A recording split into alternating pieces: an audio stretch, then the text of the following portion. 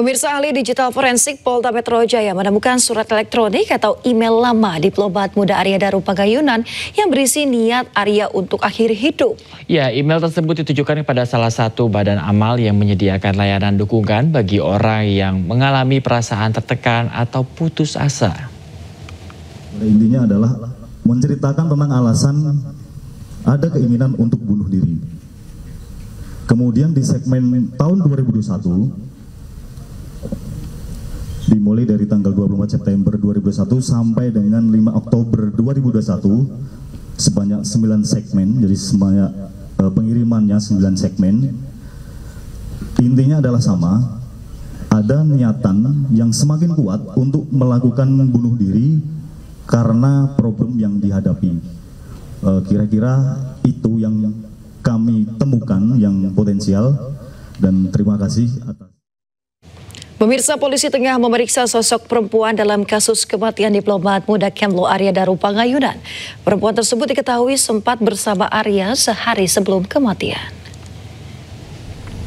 17:52 ini ya. Dari rekaman CCTV yang ditunjukkan Polda Metro Jaya, diplomat muda Arya Daru terekam CCTV sempat bersama perempuan bernama Farah dan satu orang lainnya di pusat perbelanjaan kawasan Bundaran HI Jakarta. Polisi mengatakan telah memeriksa perempuan tersebut, namun tidak menjelaskan hubungan dengan Arya karena alasan privasi. IT terkait dengan apa hubungan, apakah sudah diambil keterangan? Farah sudah. Kalau masalah hubungannya kami tidak bisa sampaikan karena itu. Usai 3 pekan menyelidiki kematian diplomat muda Arya Daru Pagayunan, polisi ungkap kematian Arya tanpa keterlibatan orang lain dan tidak ditemukan adanya tindakan pidana. Ya, namun keluarga membantah Arya mengakhiri hidup sendiri.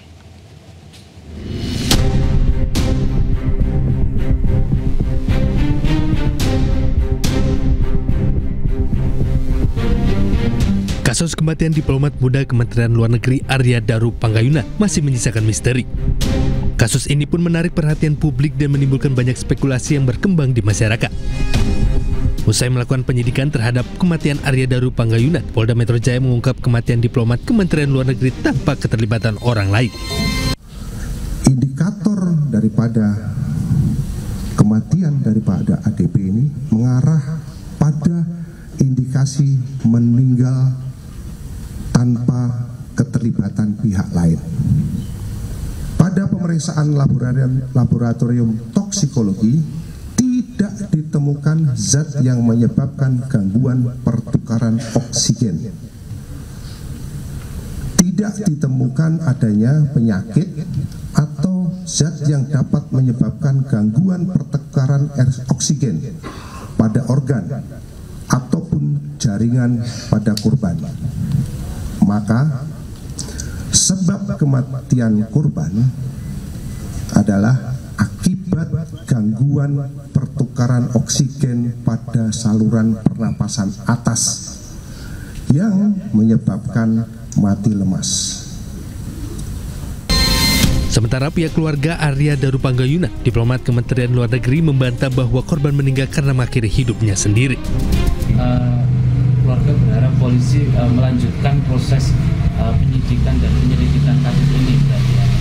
Oh iya betul, karena kan tadi dari di Reskrim juga sudah menyampaikan bahwa ini belum tuntas ya. Nah berarti kan masih ada hal-hal yang perlu didalami lagi nih oleh beliau-beliau para penyidik. Nah itu kita tunggu bersama nanti bagaimana hasil ke depan. Agak sangkalan dari keluarga apabila pas Daru nih meninggal karena bunuh diri, Mas. Ada sangkalan nggak, Mas? Kami meyakini bahwa almarhum tidak seperti itu, Mas. Nggak tahu, Mas. Yang lain? Selain itu, keluarga juga berharap penyelidikan terhadap kematian Arya Daru Pagayunan terus berlanjut. Tim Liputan iNews melaporkan. Direktur Reserse Kriminal Umum Polda Metro Jaya, Kombes Wira Satya Triputra, menyatakan pihaknya belum menutup kasus kematian diplomat Kementerian Luar Negeri Arya Daru Pagayunan. Sebelumnya, Wira juga menyampaikan kesimpulan penyidik terkait kasus Arya, di mana polisi belum menemukan adanya tindak pidana. Sementara kami tetap akan menerima masukan apabila ada informasi, kami tetap akan tampung. Ya. Sementara belum. Pemirsa, seorang pria tewas bersimbah darah di sebuah arena sabung ayam di Denpasar, Bali. Korban diserang oleh ayam aduan berpisau taji yang mengamuk.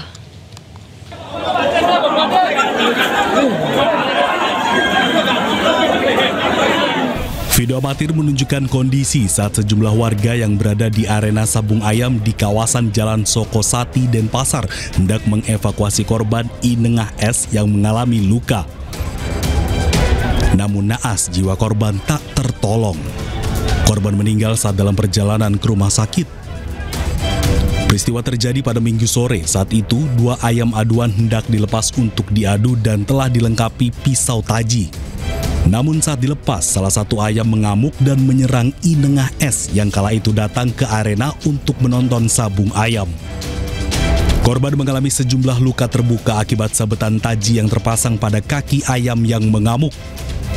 Ayam mengamuk, jadi ayamnya karena mengamuk dilepas oleh salah satu pemain itu. Korban mengalami luka-luka sehingga meninggal dunia. Artinya status korban ini bukan pemain ya Nana? Bukan pemain, dia penonton.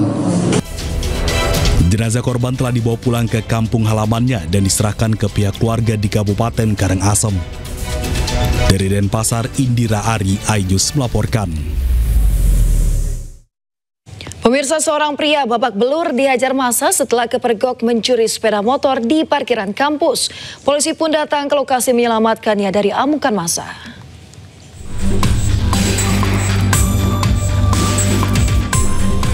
Seorang pria babak belur dihajar massa karena kedapatan hendak mencuri sepeda motor di parkiran kampus Al-Maksum, Kota Stabat, Kabupaten Langkat, Sumatera Utara. Massa tersulut emosi karena geram dengan ulah pelaku.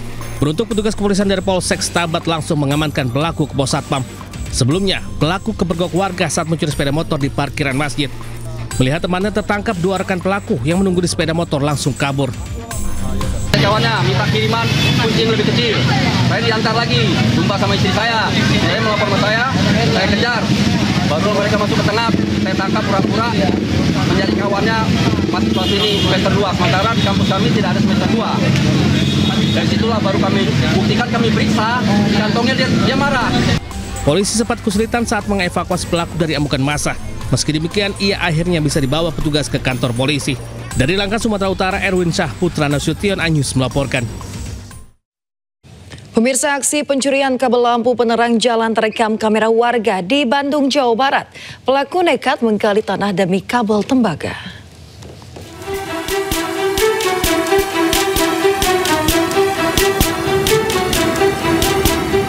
Pelaku pencurian kabel tembaga terekam video amatir warga di Jalan Riau, Kota Bandung, Jawa Barat.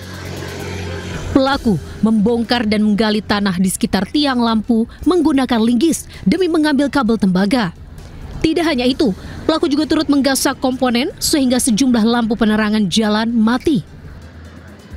Menanggapi aksi pencurian ini, Dishub Kota Bandung Panji Karismadi mengungkapkan pelayanan pemeliharaan PJU terus diintensifkan, baik melalui patroli rutin maupun kanal pelaporan dari masyarakat. Hingga kini, Kota Bandung memiliki sekitar 40.000 titik PJU yang dipelihara setiap hari oleh petugas Dishub.